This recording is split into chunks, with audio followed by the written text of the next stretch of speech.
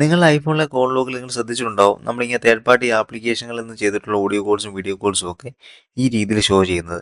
നിങ്ങൾക്ക് എപ്പോഴെങ്കിലും ഇതൊന്ന് ചേഞ്ച് ചെയ്ത് വളരെ ക്ലിയർ ആയിട്ടുള്ള മീൻസ് ട്രഡീഷണലി നമ്മൾ മൊബൈൽ നമ്പേഴ്സ് മാത്രം ഷോ ചെയ്യുന്ന രീതിയിലേക്ക് ഇതൊന്ന് മാറ്റണമെന്ന് നിങ്ങൾ എപ്പോഴെങ്കിലും ആഗ്രഹിച്ചിട്ടുണ്ടെങ്കിൽ അത് ഭയങ്കര സിമ്പിളാണ്.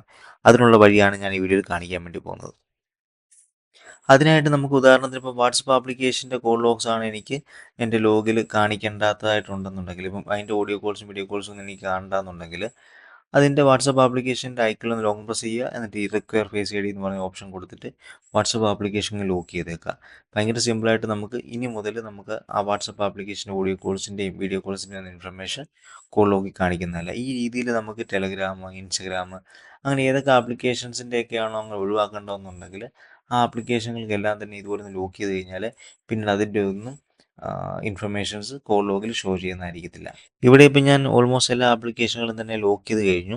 ഇനി നമുക്ക് കോൾ ലോഗ് ഒന്ന് എടുത്ത് നോക്കാം. ഇവിടെ നിങ്ങൾക്ക് ഇപ്പോൾ കാണാൻ സാധിക്കുന്നുണ്ട് എൻ്റെ മൊബൈൽ നെറ്റ്വർക്കിൽ നിന്ന് കോൺടാക്ട് ചെയ്തേക്കുന്ന റീസെൻറ്റ് കോൾസ് മാത്രമേ ഇവിടെ ഷോ ചെയ്യുന്നുള്ളൂ. ബാക്കിയൊന്നും തന്നെ ഇവിടെ ഇപ്പോൾ ഷോ ചെയ്യുന്നില്ല. അപ്പം ഈ രീതിയിൽ ഭയങ്കര സിമ്പിളായിട്ട് നമുക്ക് ഈ ഒരു പ്രോബ്ലം പരിഹരിക്കാവുന്നതാണ്. അപ്പം ഈ ഒരു വീഡിയോ നിങ്ങൾക്ക് ഇഷ്ടമായെന്നുണ്ടെങ്കിൽ വീഡിയോ ഒന്ന് ലൈക്ക് ചെയ്ത് സപ്പോർട്ട് ചെയ്യുക. അതേപോലെ തന്നെ ഇത്തരത്തിലുള്ള കൂടുതൽ വീഡിയോസ് നിങ്ങൾക്ക് താല്പര്യം ഉണ്ടെന്നുണ്ടെങ്കിൽ ചാനലൊന്ന് ഫോളോ കൂടി ചെയ്ത് വെച്ചേക്കുക. അപ്പം വീണ്ടും അടുത്ത വീഡിയോ കാണുന്നവരെ ബൈ.